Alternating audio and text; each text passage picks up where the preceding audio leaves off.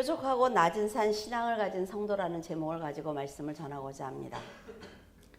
신앙생활을 하다 보면 누구나 좌우로 흔들리거나 낙심할 수 있기 때문에 자기 자신을 돌아보는 시간이 반드시 필요합니다. 처음에는 신앙이 무엇인지 모르고 시작한다 말이죠. 그러다 무엇인가 조금은 알 것 같은 생각이 들 무렵에 뾰족하고 낮은 산이 있는 세 번째 계단을 만나게 됩니다. 이 계단은 자신을 높이고 다른 사람을 판단하는 교만한 모습을 드러낼 수 있기 때문에 매우 조심해야만 합니다. 교회를 다니기만 하면 천국은 당연히 간다고 생각을 했는데 하나님의 말씀을 배울수록 그 말씀대로 산다는 것이 쉽지 않다는 것을 알고 흔들리기 시작을 합니다. 자신을 버리는 훈련을 해야 되기 때문에 신앙생활에 회의도 들고 옛날에 자유롭게 살았던 그때가 그리워서 고민하는 단계가 바로 세 번째 계단입니다. 이 세 번째 계단을 만났을 때 천국을 소망을 하면서 스스로 이겨내는 사람과 세상으로 돌아가는 사람으로 나뉘기 때문에 성도들은 성경 말씀을 확실하게 배워야만 합니다. 신앙이 성장하거나 멈추는 것은 여기서 바로 결정이 된다 말이죠. 세 번째 계단을 뛰어넘지 못하면 몇 년씩 교회를 다니면서도 고인물처럼 성장할 수 없습니다.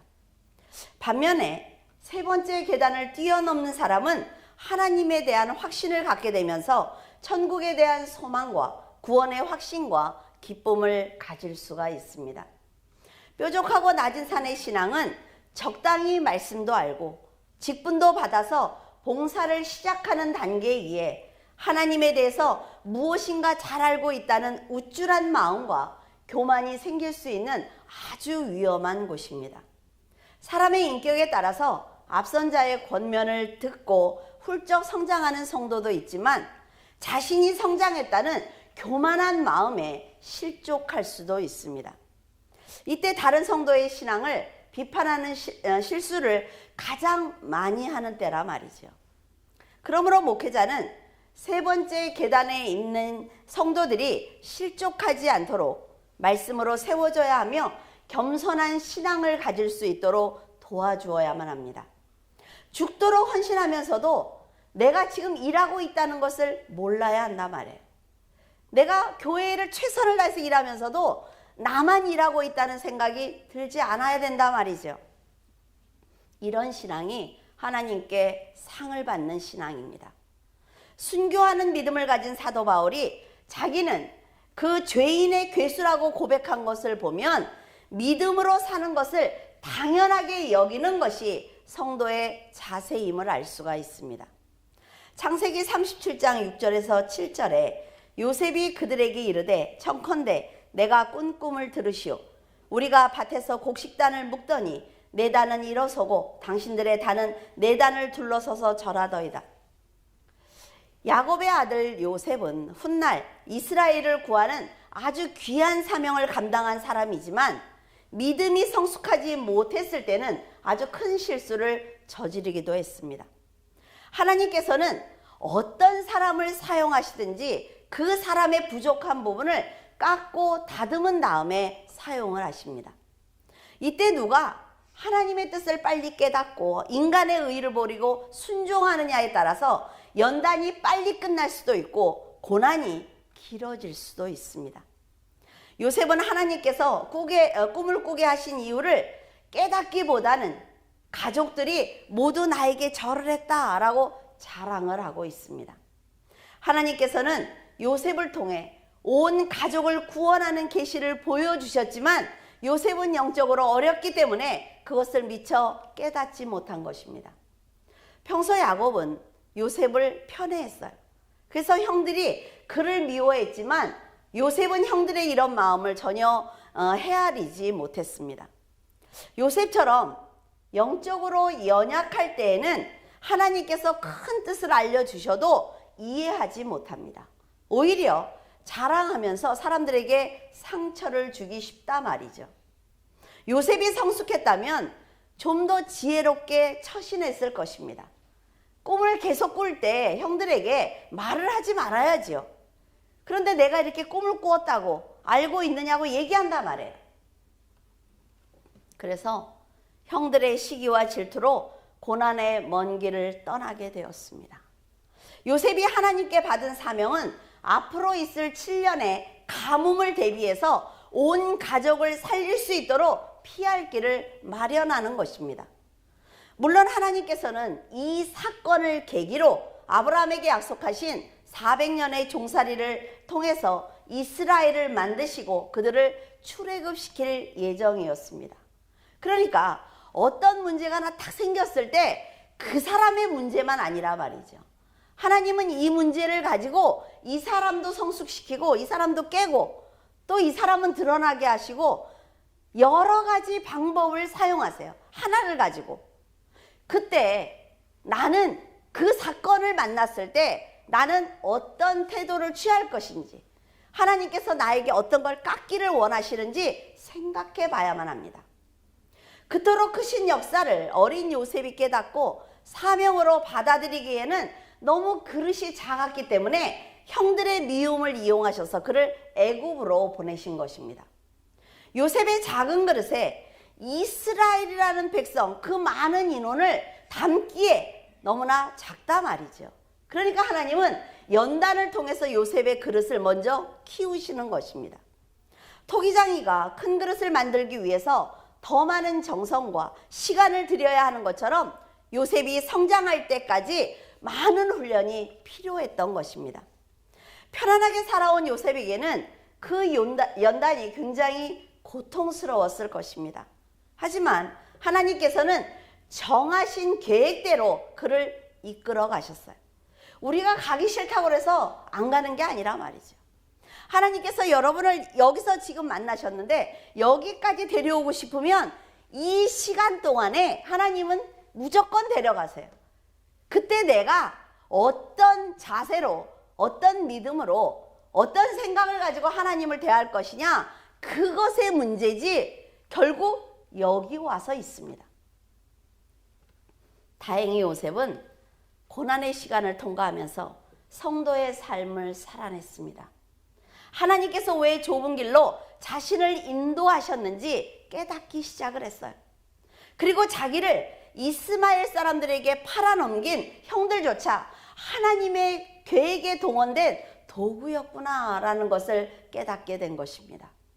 만약 요셉이 순종하지 않았다면 출애굽의 역사는 다른 사람을 통해서 반드시 이루어졌을 것입니다. 왜? 이것은 하나님의 계획이기 때문에. 가자 그러는데 안 간다는 방법 없다 말이죠. 그는 극심한 가뭄으로부터 가족을 구해내지 못했을 거예요. 우리들은 요셉의 고난을 보면서 어떤 고난이든 반드시 이유가 있다는 것을 알 수가 있습니다. 이처럼 하나님의 뜻에 합한 그릇이 되기 위한 고난이 있는가 하면 자기의 죄로 받는 고난이 있기 때문에 늘 정결하게 만드는 것이 너무나 필요한 것입니다. 세 번째 계단은 지금까지 말씀을 가르쳐준 목회자나 믿음으로 앞선 성도에게 감사하기보다는 나도 말씀을 안다는 교만한 마음을 갖습니다. 하나님께서는 여러분을 돕기 위해서 천사를 동원하시기도 하지만 사람과 환경을 통해서 여러분을 연단하시기도 합니다. 믿음의 형제가 신앙에 도움을 주었다면 그를 아끼고 감사하는 마음을 가져야 하는 거예요. 사람이 만약 여러분을 세상으로 이끌고 있다면 그들을 단호하게 자르는 믿음의 결단이 반드시 있어야만 합니다. 영적인 분별력이 없으면 자기를 돕는 믿음의 사람인지 믿음을 방해하는 사람인지 분별하지 못하기 때문에 결국 실족하고 마는 것입니다. 하나님께서는 사명을 잘 감당하고 믿음으로 살아낸 그 요셉을 애굽의 총리로 세우셨어요. 죽을 만큼 힘든 고난을 통과하자 그에게 세상의 권세와 명예와 물질을 주시며 이스라엘을 구원하도록 도와주고 계신 것입니다. 성도들은 언제나 믿음으로 사는 것이 먼저라 말이죠. 믿음을 보여드릴 때 여러분이 생각하지 못하는 축복을 받게 되는 것입니다.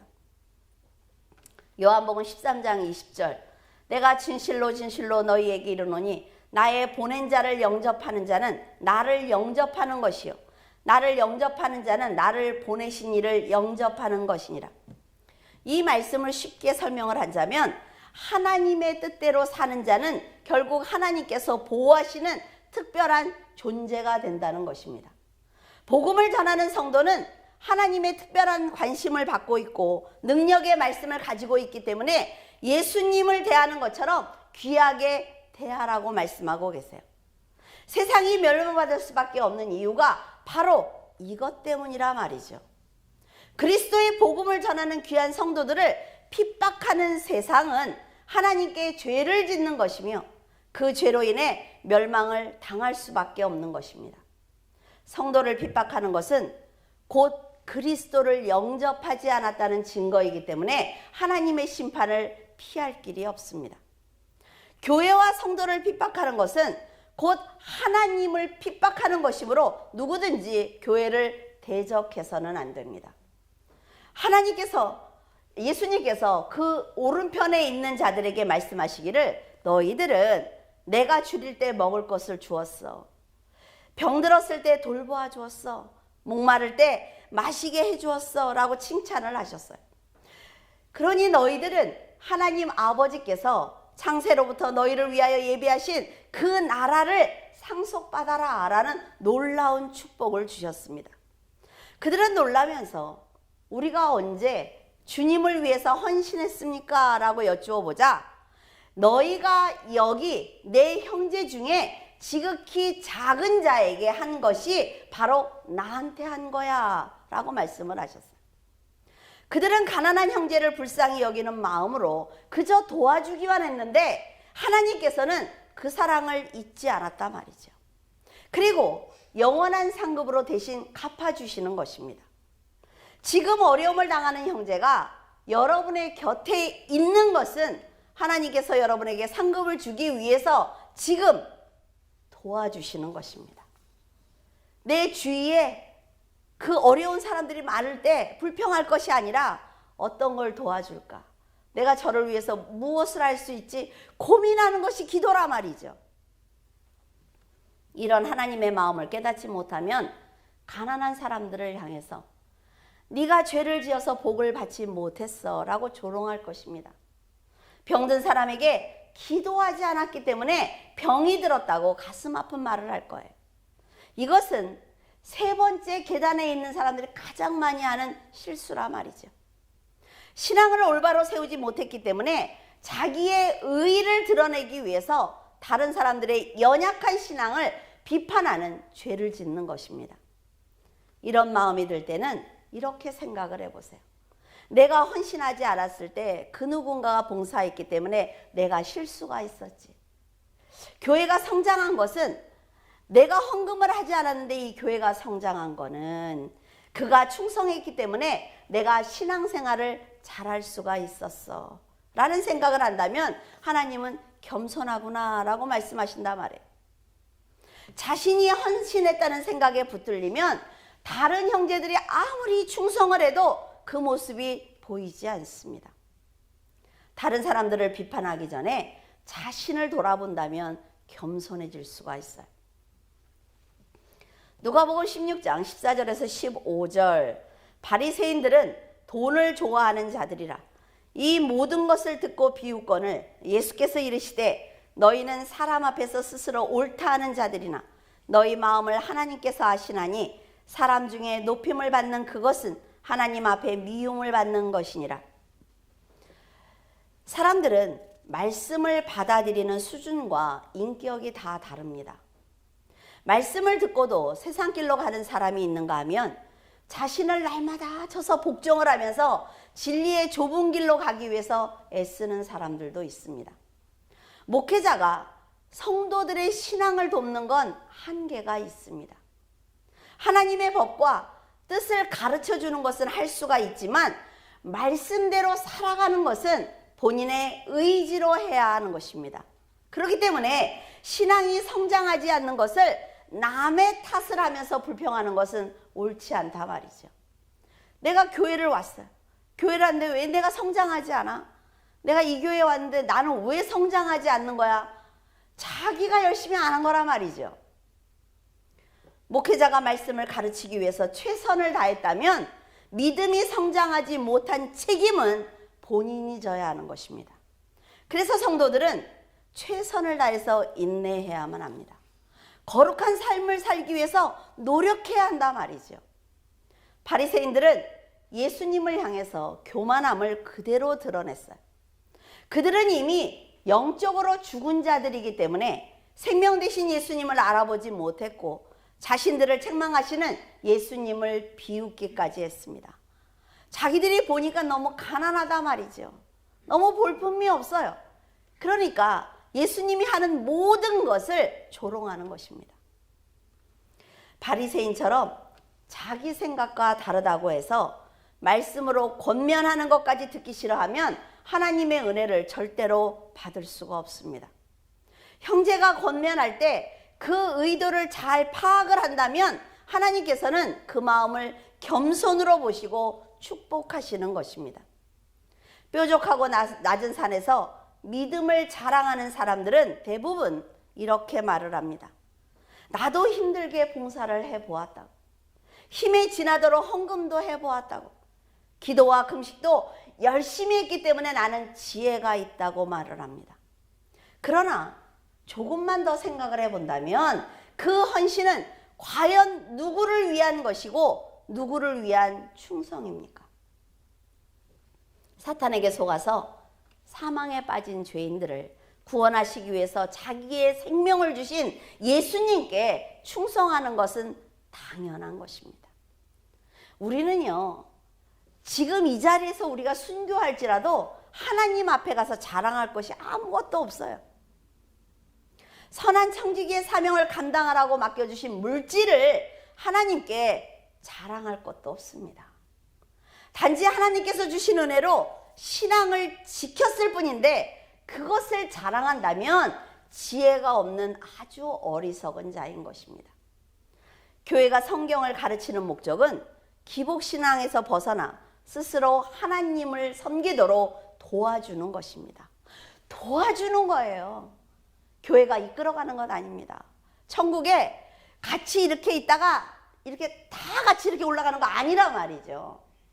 천국에 올라갈 수 있도록, 마지막 나팔 소리를 들을 수 있도록, 하나님이 부르는 내 이름을 들을 수 있도록 도와주는 거예요. 스스로 신앙을 지키기 위해서 노력한다면 깨달은 말씀으로 더 많은 영혼 구원을 위해서 일하는 일꾼이 될 것입니다.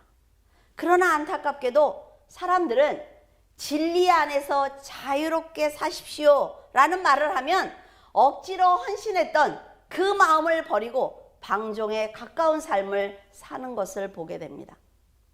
진리 안에서 자유한다는 것은 이제 어떤 책임과 의무도 없이 편하게 산다는 말이 아닙니다. 어른처럼 책임과 의무를 스스로 지면서 자신을 쳐서 복종시켜야 하는 영적인 싸움이 시작됐다는 얘기를 하는 거예요. 그럼에도 많은 교인들은 기복신앙으로 세상의 복을 받기 위해서 하나님과 흥정하는 신앙을 갖고 있습니다. 성도들은 잘못된 신앙을 가지고 지금 하나님을 오해하고 있어요. 자기가 열심히 하면 복을 주시고 11조를 드리면 창고에 쌓을 곳이 없도록 부어주신다는 생각을 하고 있습니다. 주일에 빠지지 않으면 내 자녀들이 복을 받아서 세상에서 잘 될 것이고 교회를 열심히 하면 하나님께 벌을 받지 않는다라는 생각을 하고 있습니다. 이건요, 초등학교 1학년 신앙이에요. 이런 이유로 지금 헌금을 드리는 걸 잊지 않습니다. 모든 일의 우선순위를 교회에 가는 것으로 정해놓고 있어요. 빠지지 않고 출석을 합니다. 정말 많은 성도들이 그렇게 해야만 하나님께 믿음을 인정받아서 넘치도록 복을 받을 수 있다는 잘못된 신앙을 가지고 있습니다. 그러나 이런 신앙생활은 부족을 붙이고 안심하고 있는 세상 사람들과 똑같이 우상을 숭배하는 신앙입니다. 그럼에도 성도들은 하나님을 사랑하기 때문에 헌금하고 주의를 지키며 헌신하는 신앙을 가져야만 합니다. 사람들에게 기복신앙은 하나님께서 원하지 않는 것이며 상급이 없습니다 라고 말씀을 드리면 그들은 갑자기 팽팽한 줄에 힘겹게 매어있던 연이 끊어지는 것처럼 느슨해져 버리는 것을 볼 수가 있습니다. 이처럼 세상 법과 상관이 없다고 말을 했을 때 굳이 헌금하지 않아도 주의를 지키지 않아도 된다는 잘못된 생각을 드러내는 것은 그가 하나님의 자녀가 아니라는 증거입니다. 믿음의 사랑과 기복신앙을 가진 사람들이 예배를 드리는 모습은 겉으로 봤을 때 똑같아요. 여러분들은 분별할 수 있습니까? 그런데 하나님이 보시는 두 사람의 신앙은 전혀 다르다 말이죠. 그것은 마치 가인과 아벨이 다른 것처럼 보일 것이고 이스마엘과 이삭이 다르며 애굽과 야곱이 다른 것처럼 다른 것입니다. 하나님의 뜻대로 인생을 살면서 하나님의 것을 하나님께 드리는 사람과 전능하신 하나님이라고 하니까 저분은 대단한 신이라고 하니까 하나님을 이용해서 복을 받으려는 사람은 절대로 같을 수가 없습니다. 여러분이 숨을 쉬는 것은 하나님이 지켜주셨기 때문입니다. 행복한 가정과 일하는 능력을 가진 것은 하나님께서 울타리가 되어주셨기 때문이에요. 물론 교회는 성도들에게 주의를 지키고 헌금을 드리도록 가르쳐야만 합니다.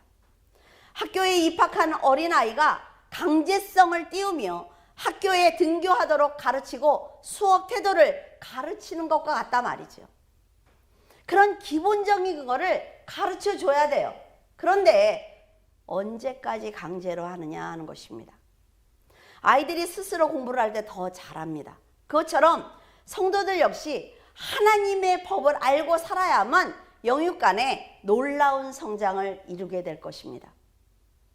여러분은 복을 받기 위해서 신앙생활을 하는 사람과 하나님을 진심으로 사랑해서 신앙을 지키는 사람들 중에 누가 진정한 성도라고 생각을 하십니까? 말씀을 지혜롭게 판단하여 삶에 적용하는 성도가 복을 받는 것입니다. 디모데전서 4장 7절에서 8절에 망령되고 허탄한 신화를 버리고 경간에 이르도록 내 자신을 연단하라. 육체의 연단은 약간의 유익이 있으나 경건은 범사에 유익하니 금생과 내생에 약속이 있느니라. 초등학교에 입학한 어린아이들이 선생님의 말씀을 잘 들으면 학교에 잘 적응할 수가 있습니다. 이처럼 성도들이 목회자가 전하는 말씀을 잘 배워서 선한 행실을 드러내면 하나님의 은혜와 구원의 확신을 가질 수가 있습니다. 초등학교 1학년 때는 성장하는 것이 잘 보이지 않습니다. 그런데 4학년, 5학년 올라가면 성숙한 모습을 볼 수가 있어요. 자신의 일을 스스로 감당하는 성장한 그런 모습을 드러낸단 말이죠. 가만히 놔둬도. 교회가 성경을 가르치는 것은 교활한 사탄의 공격을 이겨내고 주 안에서 평안을 누리게 살아가도록 도와주는 것입니다.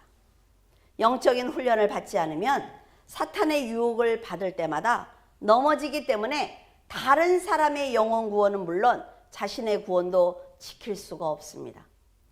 어제 그 신천지에서 들어갔다 나온 사람이 간증하는 걸 들어보니까 1년에 2만 명이 거기에 등록을 한다고 그래요. 그런데 기독교인들이 너무나 많대요. 특히 어떤 사람들이냐면 교회에서 봉사 좀 했다는 사람들이 말씀을 듣고 싶다고, 말씀을 배우고 싶다고 그렇게 온대요. 그러니까 봉사만 하니까 내 안이 허전하다 말이죠. 말씀이 없으니까. 어떤 구역처럼 그렇게 50장, 40장, 별거 아니라고 이렇게 말해야 되는데 그렇게 하지 않는단 말이에요. 그러니까 목사들도 온대요. 말씀을 배워서 자기 교회 가서 가르친다고. 그런데 신천지가 속일 수 없는 사람들은 말씀을 배운 사람들이래요. 근데 어려운 말씀이 아니라 예수 그리스도가 누군지만 알면 속지 않는데요. 너무 기가 막혔어요. 기가 막혔어요.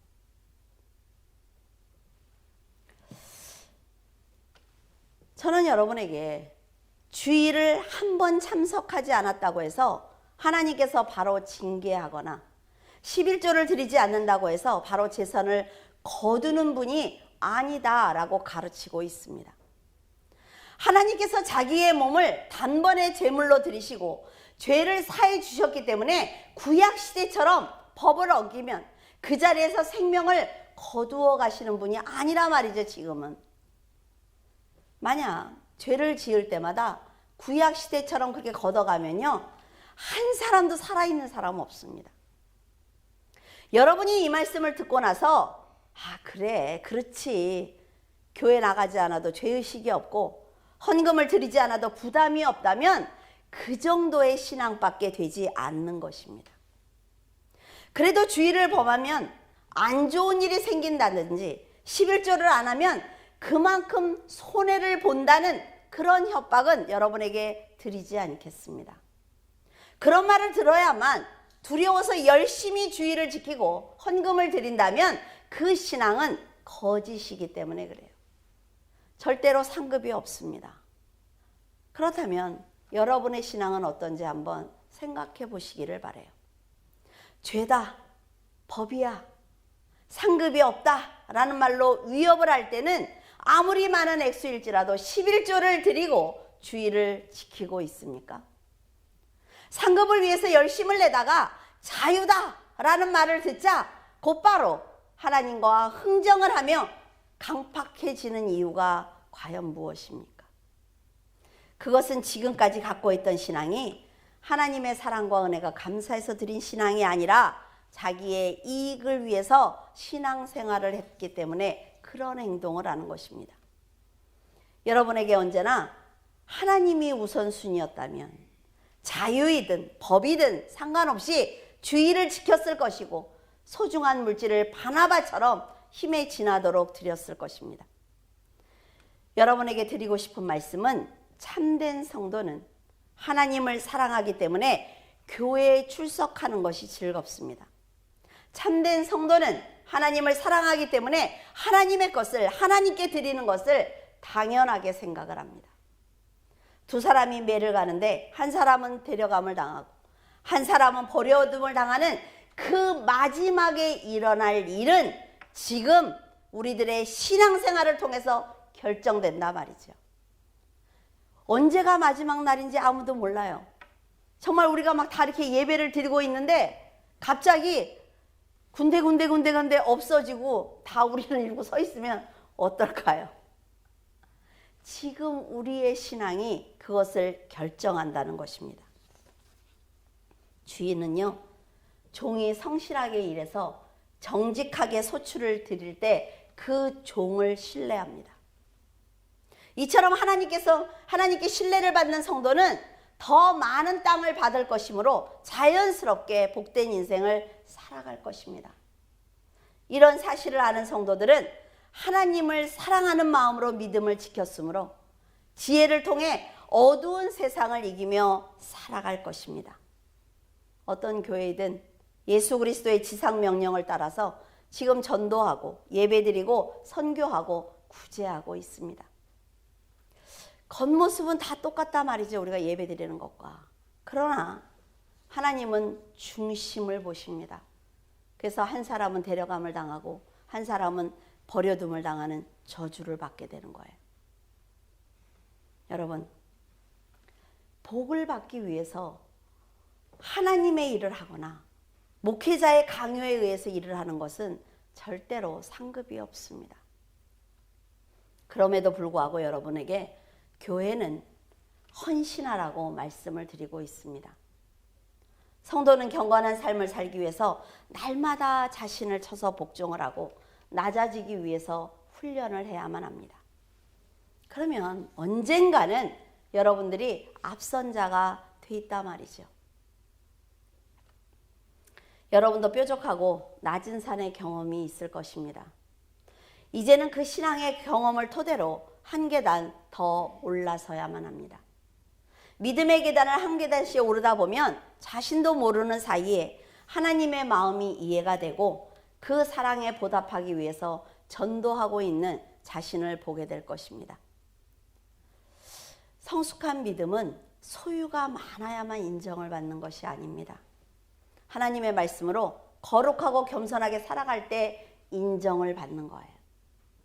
여러분, 여러분의 믿음의 성장을 위해서 언제나 뾰족한 부분을 잘라내는 훈련을 하시기를 바랍니다. 그리고 거룩하고 높은 산을 바라보고 나아가는 귀한 성도가 될 때 하나님께서 여러분의 손을 붙들고 내 일을 해달라고, 나는 네가 필요하다고 말씀하실 것입니다.